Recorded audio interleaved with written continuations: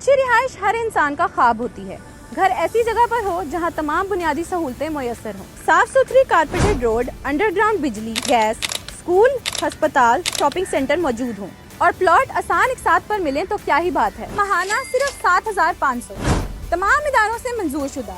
سہولیات کی بات کی جائے تو انڈر گراؤنڈ بجلی، صاف پانی اور سب سے بڑی بات سوسائٹی اپنی گیس کا پلانٹ لگا رہی ہے. بجلی اور گیس جیسی سہولتوں کے ساتھ قیمت بھی بہت کم. اے اور بی بلاک میں قبضہ ملنے کے بعد لوگ اپنا گھر بنا رہے ہیں. ابھی کنٹری مارکیٹنگ وزٹ کریں، اپنا پلاٹ بک کرائیں اور اپنا گھر بنائیں. پارک لین سوسائٹی لاہور سگیاں پل سے 5 منٹ کے فاصلے پر، الرحمان گارڈن فیز 2 کے بالکل سامنے، فیض پور انٹرچینج، M2 موٹر وے سے آدھا کلومیٹر مین سڑک روڈ پر. عمران خان صاحب نے اپنے تینوں خطوط کے آخر میں اس بات پہ زور دیا کہ پاکستان کی جو ملٹری اسٹیبلشمنٹ ہے وہ اپنی پالیسیز کو بدلے اور فوج جو ہے وہ اپنے آئینی کردار اور قانونی کردار کے اندر واپس چلی جائے. فوج جو ہے وہ سیاست کے اندر جو مداخلت کر رہی ہے یہ گندا کام بند کر دے اور سیاست کرنا فوج چھوڑ دے تاکہ ان کی کھوئی ہوئی جو عزت ہے وہ بھی بحال ہو جائے پاکستان کی فوج کی، اور عوام اور فوج کے بیچ میں جو خلیج پیدا ہو رہی ہے، جو نفرت پیدا ہو رہی ہے، وہ نفرت بھی ختم ہو جائے. اب یہ کام بہت ضروری ہے. یہ کام ہوگا تو پاکستان آگے بڑھے گا. پاکستان میں ڈیموکریسی آئے گی، پاکستان میں رول آف لا آئے گا، پاکستان میں آزادی اظہار رائے ہوگا، پاکستان کے اندر انسانی حقوق کی پامالیاں بند ہوں گی، مینڈیٹ کا احترام کیا جائے گا، تو تبھی پاکستان آگے بڑھے گا. اس طرح پاکستان میں انویسٹمنٹ آئے گی، پاکستان کے اندر لوگوں کا اعتماد بڑھے گا، اور پھر آہستہ آہستہ چند سالوں میں پاکستان معیشت کا میدان ہو یا باقی میدان ہو، خاص طور پہ جو پاکستان کا جو سب سے بڑا چیلنج ہے وہ کلائمیٹ چینج کا ہے، تو ان سے نمٹنے کے لیے پوری انرجی چاہیے. جب تک اسٹیبلشمنٹ سے لڑتے رہیں گے پاکستانی، تب تک پاکستانی کوئی کام نہیں کر سکیں گے. اب یہی جو مطالبہ عمران خان صاحب نے کیا اپنے خطوط میں، یہی مطالبہ اب امریکہ سے ایک مرتبہ پھر آیا ہے. امریکہ میں جو ڈونلڈ ٹرمپ کے ساتھی ہیں، جو ولسن، وہ اکثر ٹویٹس کرتے رہتے ہیں. انہوں نے ایک اور ٹویٹ کی ہے، اور یہ ٹویٹ میں آپ کے سامنے رکھ دیتا ہوں. یہ ٹویٹ انہوں نے ایسے وقت میں کی ہے جب عمران خان صاحب کا بھی یہ مطالبہ ہے، اوورسیز پاکستانی بھی احتجاج کر رہے تھے. جو ولسن نے کہا کہ general Asim Munir, de facto military ruler of Pakistan, go back to the barracks and military rule and free Imran Khan. مطلب اس کا یہ ہے کہ جنرل عاصم منیر پاکستان کے ڈیفیکٹو فوجی حکمران، بیرکوں میں واپس جائیے، فوجی حکومت ختم کریں اور عمران خان کو رہا کریں. یہ مطالبہ امریکہ کی جانب سے بھی آ رہا ہے، اور ویسے بھی پوری دنیا کے اندر اسی طرح کے مطالبات ہیں جو سامنے آ رہے ہیں. اب پاکستان کے اندر اس کا رد عمل تو آنا تھا، اور سب سے پہلے جو ہے وہ برش پکڑا پاکستان کے انفارمیشن منسٹر عطا تارڑ نے. انہوں نے بڑا والا برش پکڑا، اور برش پکڑنے کے بعد پالش شروع کر دی. انہوں نے کہا جی بڑی عزت ملی ہے آرمی چیف کو برطانیہ میں، گارڈ آف آنر ملا. یہ نارمل چیزیں ہیں، اگر برطانوی آرمی چیف پاکستان میں آئے گا تو اس کو بھی ملے گی گارڈ آف آنر، اور اگر کوئی دوسرے ملک کا بھی آئے گا تو وہاں بھی گارڈ آف آنر ملے گا، اور اگر آپ جائیں گے تو وہاں پہ بھی ملے گا. یہ ایک نارمل چیز ہے، لیکن اچھی بات ہے، عزت دینی چاہیے. پاکستان کے آرمی چیف کو بیرون ملک عزت ملنی چاہیے جب وہ کسی پیشہ ورانہ دورے کے اوپر جائیں. تو اب معاملہ یہ ہے کہ یہ کہہ رہے ہیں جی کہ ہم چھوڑیں گے نہیں، یعنی وہ یہ کہہ رہے ہیں کہ انسانی حقوق کے معاملات کے اوپر جن پاکستانیوں نے آواز بلند کی ہے ان کے خلاف سب سے پہلے جو بیان ریکارڈ کروایا وہ عطا تارڑ نے کروایا. انفارمیشن منسٹر ہے، اور انہوں نے اچھی خاصی بوٹ پالش کی. بوٹ پالش والا حصہ چھوڑ دیتے ہیں. یہ بتاتے ہیں کہ انہوں نے جو 3 دھمکیاں دی ہیں وہ دھمکیاں کیا ہیں. سب سے پہلے انہوں نے کہا جی قانون حرکت میں آئے گا. کون سا قانون حرکت میں آئے گا؟ برطانیہ میں احتجاج ہو رہا ہے، یہاں پرچہ کروا دیں آپ. برطانیہ میں اوورسیز پاکستانی نکلے، اپنا کام کاج چھوڑ کر آئے، سینکڑوں کی تعداد میں اکٹھے ہو گئے. آپ یہاں پہ مقدمہ درج کروا دیں، ان کو گرفتار کروا لیں. کون سا ایسا قانون ہے جو برطانیہ کے اندر لوگ اپنے آئینی اور قانونی حق کے مطابق، اپنے جمہوری حق کے مطابق ایک احتجاج کریں پرامن طریقے سے، جس میں کسی کو ایک خراش تک نہ آئے، گملہ تک نہ ٹوٹے، اور پاکستان کے اندر قانون کی کارروائی ہو جائے؟ کون سی کارروائی آپ کریں گے؟ کوئی قانونی کارروائی بنتی نہیں ہے. انہی حرکتوں اور انہی گندی حرکتوں کی وجہ سے پاکستان پوری دنیا میں بدنام ہوتا ہے. بہرحال بوٹ پالش کے لیے بیچاروں کو کیا کچھ نہیں کرنا پڑتا. کس قانون کے تحت قانون حرکت میں آئے گا یہ عطا تارڑ نہیں بتا سکے. اب فسطائیت ہی ہے نا. پتہ چلا جو لوگ احتجاج کر رہے تھے ان کے بھائیوں کو اٹھا لیا وہاں سے، ایک شخص کو فیصل آباد سے اٹھا لیا، دوسرے شخص کو کہیں اور سے اٹھا لیا.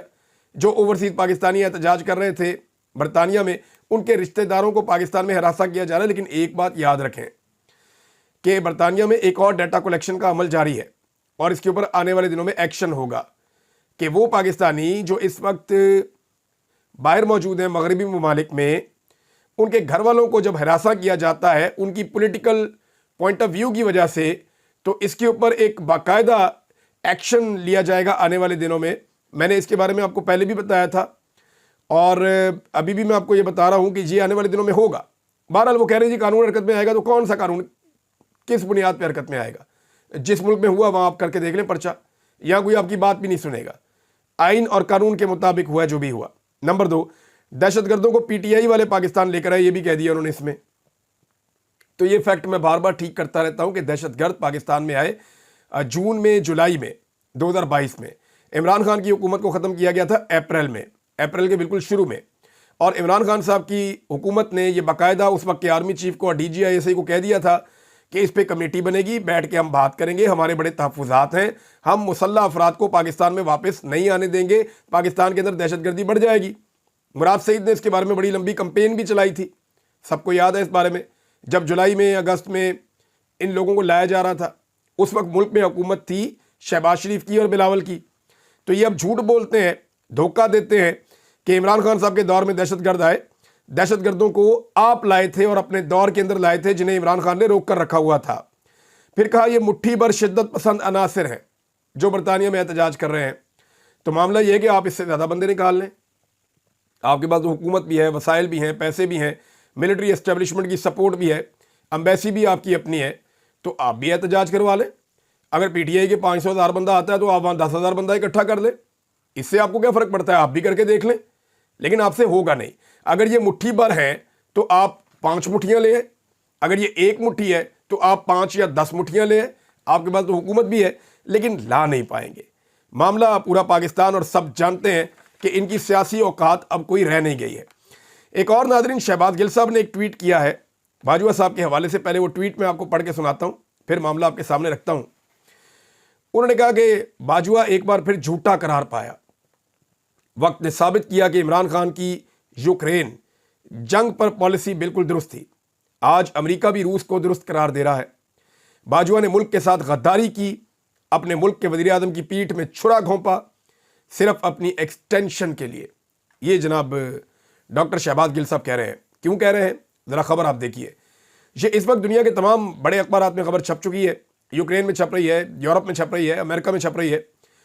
خبر یہ کہتی ہے کہ جو ڈونلڈ ٹرمپ کے نمائندے ہیں ان کا اور جو یوکرین کے صدر ہیں زیلنسکی, ان دونوں کی ایک مشترکہ پریس کانفرنس ہونے والی تھی, لیکن اچانک سے یہ پریس کانفرنس آخری لمحات میں کینسل کر دی گئی.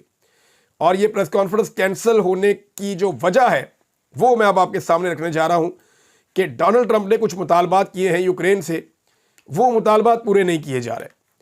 ڈونلڈ ٹرمپ چاہتے ہیں کہ جو منرلز ہیں, کیونکہ بہت پیسہ خرچ کیا نا, وہ کہتے ہیں جی ہم نے سینکڑوں ارب دے دیا آپ کو اس لڑائی میں اور یہ لڑائی ہونی نہیں چاہیے تھی. یعنی ڈونلڈ ٹرمپ نے اس شخص کو کیا قرار دیا, پہلے ذرا وہ آپ دیکھ لیں, کیونکہ عمران خان صاحب نے اس لڑائی میں نیوٹرل رہنے کا بڑا کمال فیصلہ کیا تھا. اگر عمران خان صاحب اس لڑائی میں اتر جاتے تو آج ڈونلڈ ٹرمپ کی پالیسی پاکستان کے بھی خلاف ہوتی. آج امریکن حکومت ثابت کر رہی ہے کہ وہ پالیسی اس وقت امریکہ کی غلط تھی اور آج ان کی مختلف پالیسی ہے. لہذا اسی لیے شہباز گل صاحب نے یہ ٹویٹ کیا ہے. اب ڈونلڈ ٹرمپ کہتے ہیں, امریکی صدر ڈونلڈ ٹرمپ نے یوکرینی صدر زیلنسکی کو مزاحیہ اداکار قرار دے دیا. زیلنسکی کا ملک تباہ ہو چکا ہے اور لاکھوں افراد کی موت کا ذمہ دار وہ خود ہے, یہ ڈونلڈ ٹرمپ نے کہا ہے.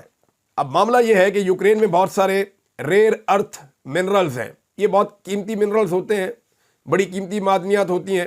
میں ماضی میں معدنیات کے حوالے سے ایک ویلاگ کر چکا ہوں, ان میں تمام تفصیلات میں نے بتائی تھیں. آنے والے وقت میں پھر آپ کو بتاؤں گا کہ اس خطے میں کون کون سی ایسی چیزیں ہیں جس کے اوپر پوری دنیا کی نظریں ہیں. یعنی بہت سارے معدنیات بلوچستان میں ہیں. بلوچستان میں ایک ٹیتھون بیلٹ آتی ہے, اس میں بہت سارے ٹیتھون بیلٹ ہے یہاں پہ ایک, اس کے اندر بہت سارے منرلز ہیں, گولڈ ہے, کاپر ہے اور بہت سارے منرلز ہیں. یہاں پہ لیتھیم ہے. پھر جب آپ جیسے ہی آپ داخل ہو جاتے ہیں, یورینیم ہے. آپ جیسے ہی افغانستان میں جاتے ہیں تو وہاں پہ بے شمار منرلز موجود ہیں, معدنیات, اور سینٹرل ایشیا معدنیات سے بھرا پڑا ہے. آپ آذربائیجان جاتے ہیں تو وہاں پہ پیٹرولیم مصنوعات اور گیس پائپ لائن ان کی لگاتار جاری ہے بہت دور تک, ترکی تک, اور وہاں سے وہ یورپ کو بھی دے رہے ہیں.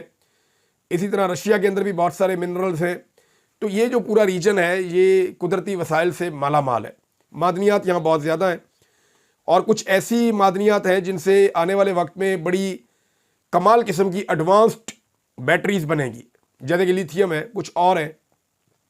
ये जो नई लेटेस्ट बैटरीज हैं ये फ्यूचर का फ्यूल है। अभी तो आप पेट्रोल इस्तेमाल करते हैं, डीजल इस्तेमाल करते हैं। अब जो नई गाड़ियां आ रही हैं उनमें वो बिजली से चलती हैं या सोलर से चलती हैं, धूप आती है उससे चलती हैं, जो बिजली है उससे चलती हैं। बिजली आप कहीं से भी पैदा कर सकते हैं। अब तो ऐसी गाड़ियां भी आ गई हैं जो बहुत जल्दी चार्ज हो जाती हैं। तो जदीद तरीन बैटरियां बनाने का इस वक्त दुनिया के अंदर एक मुकाबला चल रहा है कि सबसे अच्छी बैटरी कौन बनाता है।